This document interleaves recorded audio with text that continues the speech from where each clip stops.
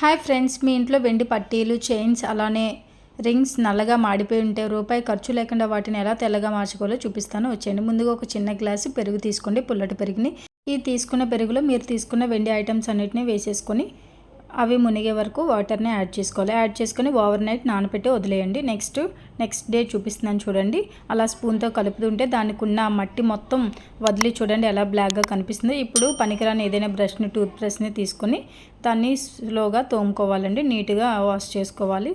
స్లోగా తోమండి. ఒక్కొక్క ఐటమ్ని స్లోగా తోముతూ ఉంటే దానికి ఉన్న మట్టి మొత్తం వదిలేస్తుందండి. బ్లాక్నెస్ మొత్తం చూడండి. లాస్ట్లో చూపిస్తాను చూడండి ఎలా ఉందో. బ్లాక్నెస్ మొత్తం మజ్జిగలో ఎలా వచ్చేసిందో. నెక్స్ట్ నార్మల్ వాటర్తో ఒక 3 టైమ్స్ వాష్ చేసేసుకోవాలండి.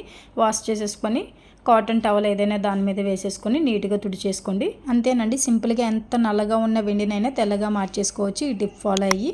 మరి నా వీడియో మీకు నచ్చితే ఒక లైక్ చేసి, షేర్ చేసి, సబ్స్క్రైబ్ చేసుకోండి. Thanks for watching.